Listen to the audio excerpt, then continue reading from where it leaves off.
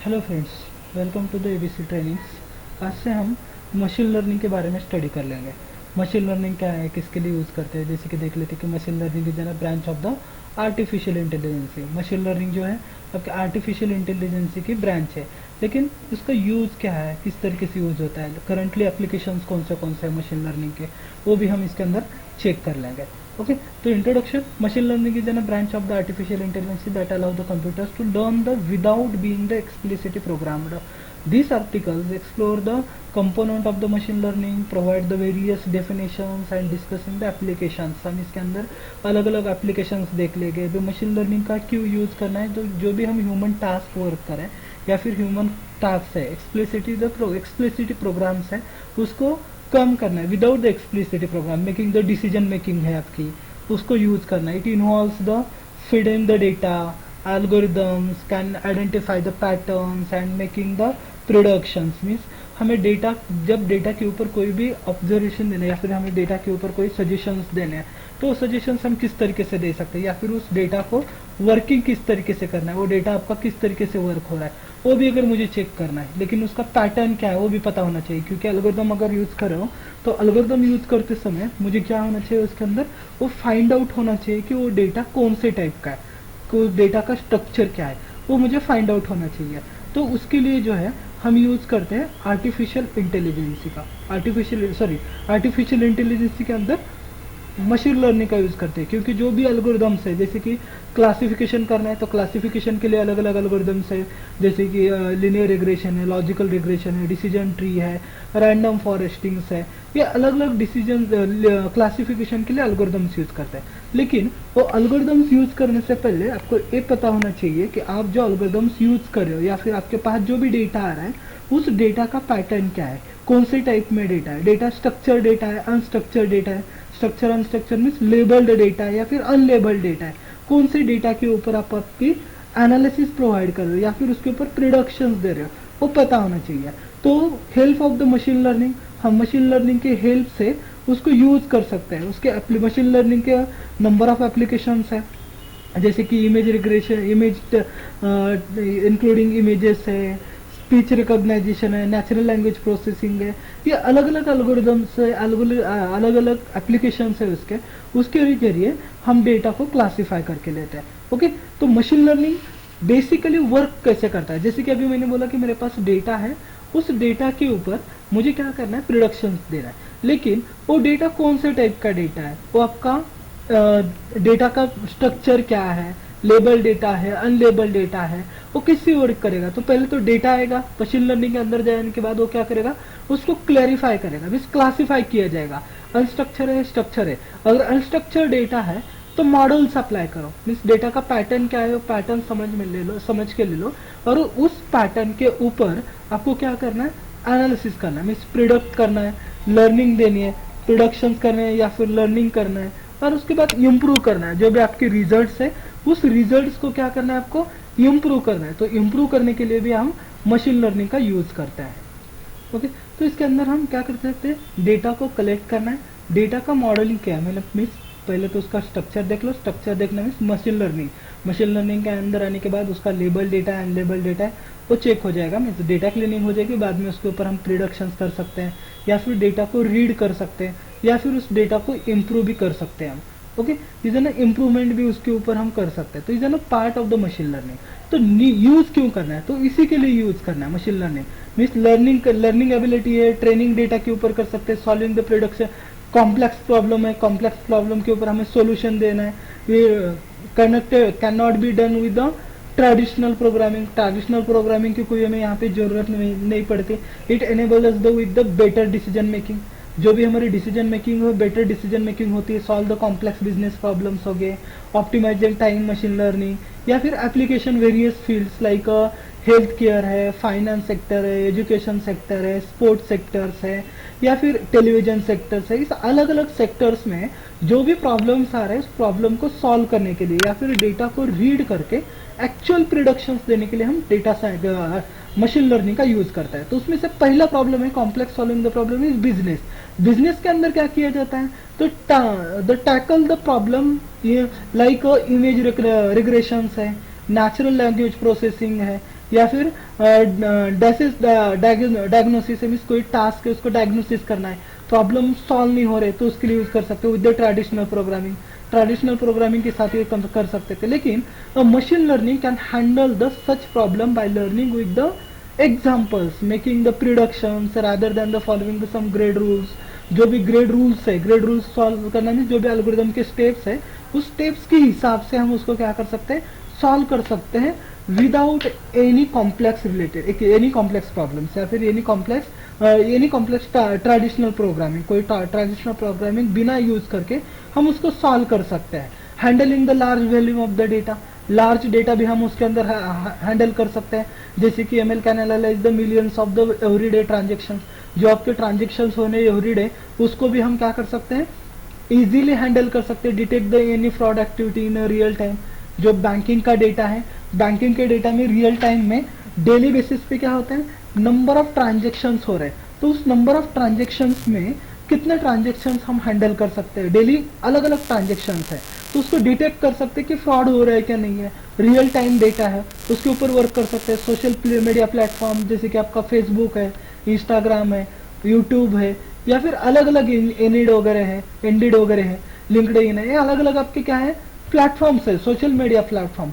वहां पे भी डेटा जो है वो data large number of data generate होता है। जैसे कि अगर फॉर एग्जांपल बताया जाए तो आपका जो भी यूट्यूब है, यूट्यूब के ऊपर एक मिनट के अंदर मीन्स 1 मिनट के अंदर वहां पे 16 लाख वीडियोस अपलोड होते हैं। मीन्स 1 मिनट के अंदर 16 लाख वीडियो वहां पे क्या होते हैं, अपलोड होते हैं। अभी उसका रेशियो भी बढ़ गया है, वो 25 लाख तक वो वीडियो अपलोडिंग का वीडियो गया है, क्योंकि जैसे हमारे पास 5G आ गया, 5G आने के बाद डेटा भी जनरेशन क्या होता है, लार्ज डेटा जनरेशन होता है। तो लार्ज डेटा जनरेशन होने की वजह से वो डेटा लार्ज है, जैसे कि 16 लाख या फिर 25 लाख वीडियो एक टाइम पे अपलोड हो रहे हैं। अब इस अपलोड होने के बाद कितनी वीडियोस एक्यूरेट है, कितने वीडियोस में डुप्लीकेशन हुआ है, मीन्स जैसे कि वॉइस वैसा है, इमेजेस है, या फिर आपका एक्शंस है, वो अलग अलग होनी चाहिए।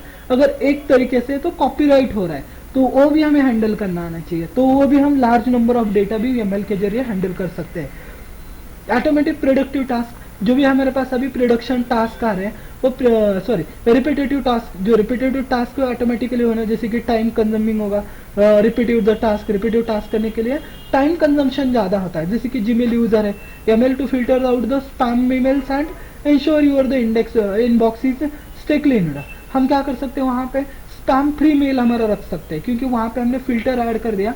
फिल्टर ऐड करके जो भी स्पैम मेल्स आ रहे हैं वो स्पैम में जाएंगे, और इनबॉक्स में कौन सा मेल आ जाएंगे, जो हमें चाहिए वही मेल। मीन्स रिपीटेड जो भी टास्क है वो टाइम कंजम्पशन ज्यादा नहीं होगा, उसे हम कम कर सकते हैं। कस्टमर सपोर्ट चैटबॉट है, कस्टमर सपोर्ट चैटबॉट भी यूज कर सकता है। Big organisation can use the ML to process the large amount of the data like invoices, feedbacks, या अलग अलग से ये हम क्या कर सकते हैं, वो भी हम यहाँ पे हैंडल कर सकते हैं। पर्सनलाइज्ड यूजर एक्सपीरियंस है, ओटीटी प्लेटफॉर्म्स हम यूज करते हैं पर्सनलाइज के लिए। ई कॉमर्स है, सोशल मीडिया यूज कर सकते हैं, ई कॉमर्स प्लेटफॉर्म यूज करते हैं। पर्सनलाइज यूजर्स मीन्स जो हमें ऑर्डर वगैरह करना है तो यूज कर सकते हैं, जैसे कि नेटफ्लिक्स है, e commerce platform suggest the product like to buy. आप कौन सा प्रोडक्ट परचेस कर सकते हो या फिर आपके लिए कौन सा प्रोडक्ट अच्छा है, वो भी आपको क्या करता है वहां पे शो किया जाता है। तो इज ना पर्सनलाइज्ड यूजर एक्सपीरियंस, वो भी कर सकते हैं। सेल्फ इंप्रूवमेंट के लिए भी, सेल्फ इंप्रूवमेंट एंड परफॉर्मेंस के लिए भी यूज कर सकते हैं।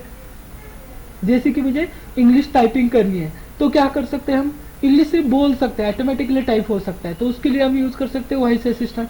विंडोज का भी वॉइस असिस्टेंट है। उसके बाद अब सीरी है, एलेक्सा है, गूगल असिस्टेंट है, ये अलग अलग है जो कि हमारी इंग्लिश या फिर हमारी जो भी टाइपिंग स्पीड है या फिर हमारे जो भी ग्रामेटिकल मिस्टेक्स होते हैं वो कम करने के लिए यूज कर सकते हैं। सर्च इंजन का यूज कर सकते हैं जो कि हम डेली बेसिस पे करते हैं, सर्च इंजन डेली बेसिस पे। सपोज जैसे कि अभी मुझे क्या करना है, एक कोई तो वर्ड टाइप करना है, तो उसके रिलेटेड एल्गोरिथम में जो भी वर्ड्स है, मीन्स कीवर्ड बोला जाता है उसको, वो कीवर्ड जितने भी है वो ऑटोमेटिकली क्या क्या किए जाते हैं, वहां पे शो किए जाते हैं। जैसे कि गूगल है, बिंगॉन से, याहू है, अलग अलग गूगल आपके सर्च इंजन से, वो सर्च इंजन आप यूज कर सकते हैं। उसके साथ साथ सेल्फ ड्राइविंग कार, यानी हमारे खुद के लिए सेल्फ इंप्रूवमेंट या परफॉर्मेंस के लिए हम यूज कर सकते हैं। सेल्फ टेस्ला की कार है, अभी नई बाइक आ गई है, ई बाइक के अंदर भी हम क्या करें, अभी पहले टू व्हीलर को रिवर्स गियर नहीं है तो रिवर्स गियर भी हम डाल सकते हैं। म्यूजिक सुन सकते हैं। इधर सेल्फ ड्राइविंग कार, नए वाले जो बाइक्स आ गए वो पार्किंग करने के बाद ऑटोमेटिकली आपको पार्किंग से क्या होता है बाहर निकाल सकती है। इधर सेल्फ ड्राइविंग कार वो भी हम यूज कर सकते हैं। ओके, इवैल्यूएशन अब कैसे हुआ, मीन्स आपका मशीन लर्निंग के फीचर्स क्या क्या है, सॉरी उसकी हिस्ट्री क्या है वो देख लेते हैं। इधर ना 1642 में उसको चालू किया। 1642 के अंदर बेसल फिलस create the machine mechanical algorithm create करने के लिए। बाद में 1679 के अंदर यूज किया crafted the Welsman Leibniz invented by the binary code, आपके बाइनरी कोड के लिए यूज किया।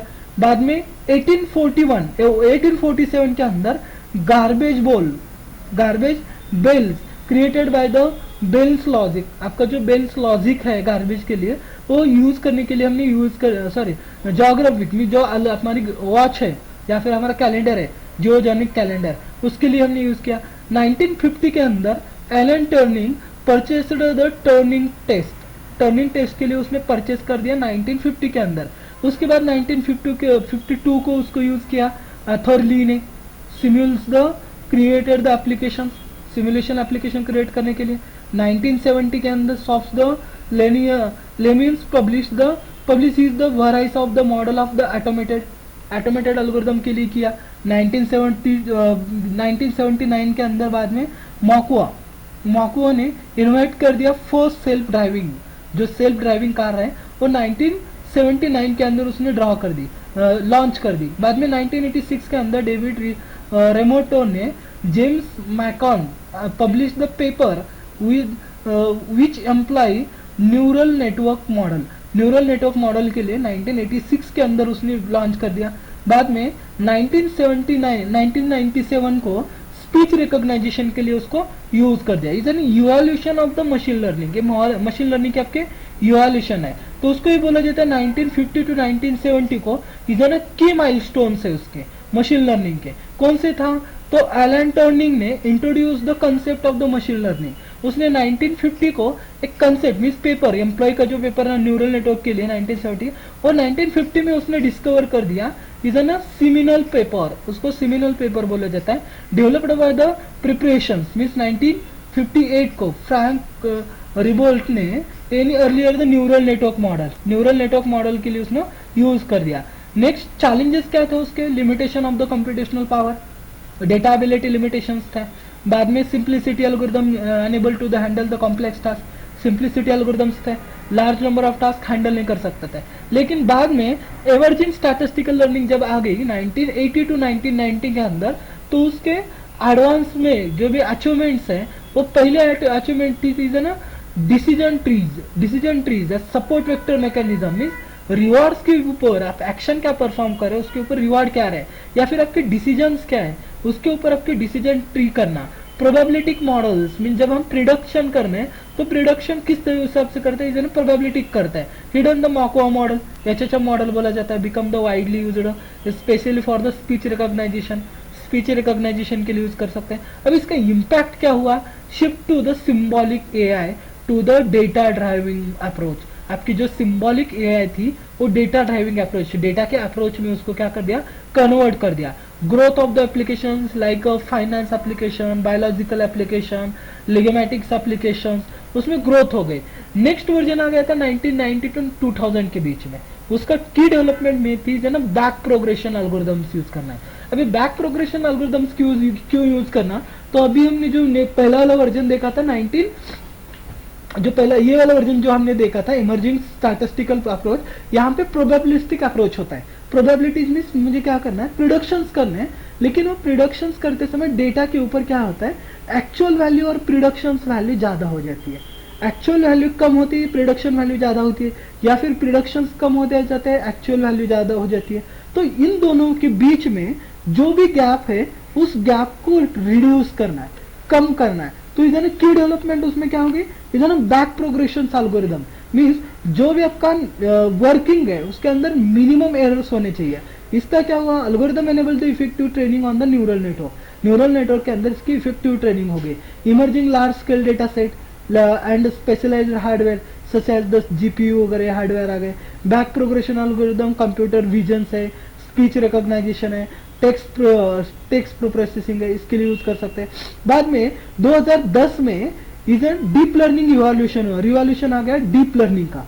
डीप लर्निंग मीन्स जैसे ह्यूमन टेंडेंसी है या फिर ह्यूमन ब्रेन जिस तरीके से सोचता है उसी तरीके से उसको क्या किया जाता है, डेवलप किया जाता है। जैसे कि ब्रेक थ्रू है, introduce the deep learning framework like tensor flow है, पाइटेक लाइब्रेरीज है, क्या फिर कर्सर है, इसके जरिए हम यूज कर सकते हैं। तो उसके लिए हम 3 टाइप के न्यूरल नेटवर्क यूज किया जाता है, conventional neural network,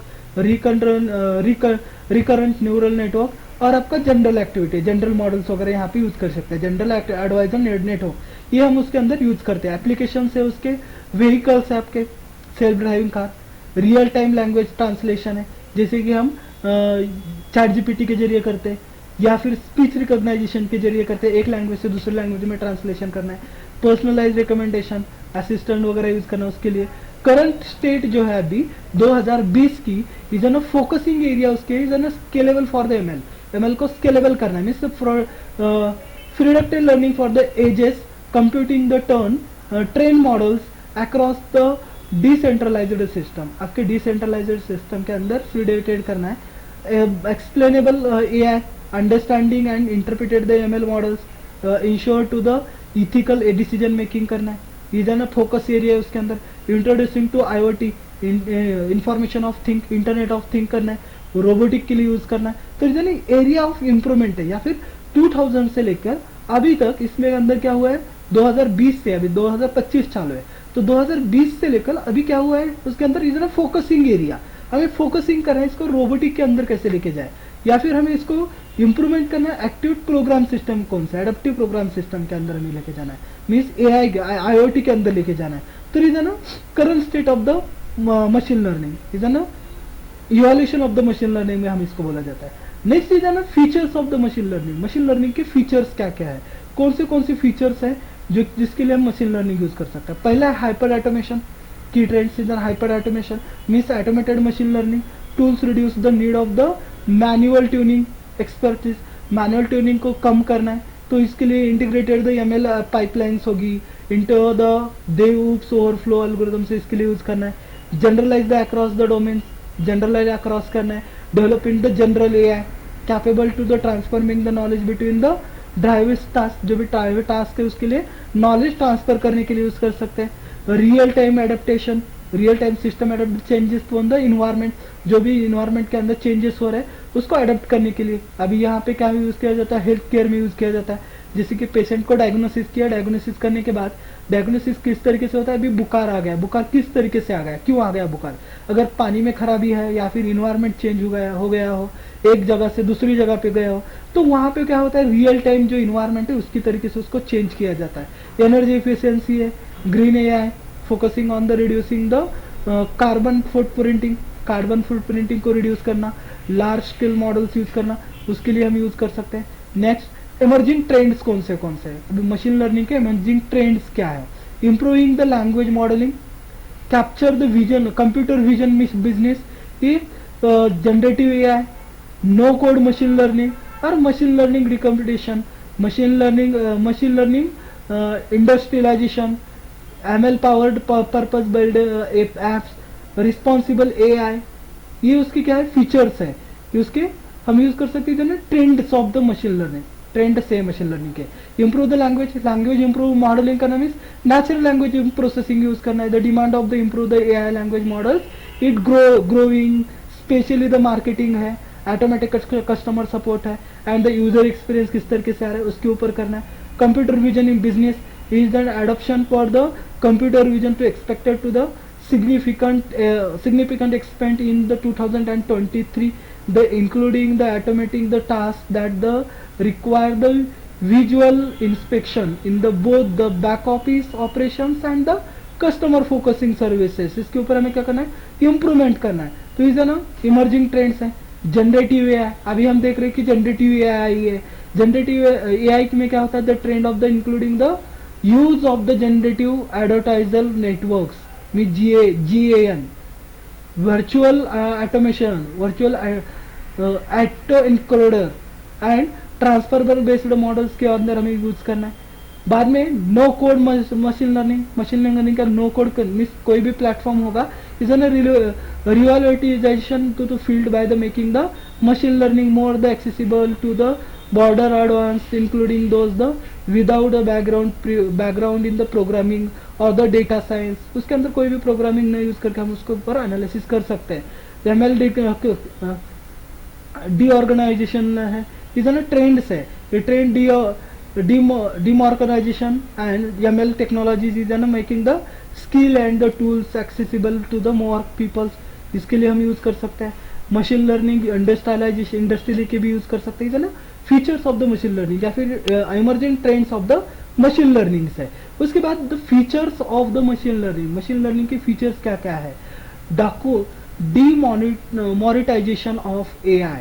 Demonetization of AI means the AI is an overreaching themes that will be continue to the gain the momentum. So AI tools and the platforms are become the more accessible, enabling a border range of the user की जो भी border range वगैरह है इसको improve करने के लिए use कर सकते हैं। Including those the without the deep technology background से उसको यूज करना है। इथिकल एंड रिस्पॉन्सिबल बनाना है इसको। Ethical and responsible means influencing the expand there is an increasing the focus on the developing ethicals and responsibilities models है। This is an transparency fairness है, base मोटाइजेशन है एंड डेटा प्राइवेसी के लिए भी हम इसको यूज करने वाले हैं। MLOps means machine learning optimisation operations. Machine learning operations के लिए gaining the traction as an organisation recognise the need for the structured and efficient processing के लिए हम इसको यूज करना है। बाद में जनरेटिव एआई अभी जो हमने देखा है उसी के लिए जनरेटिव एआई के लिए हम इसको यूज करना है। तो is an features of the machine learning. Okay, is an all about the introduction to the machine learning. Next lecture में हम नेक्स्ट टॉपिक देख लेंगे। Thank you.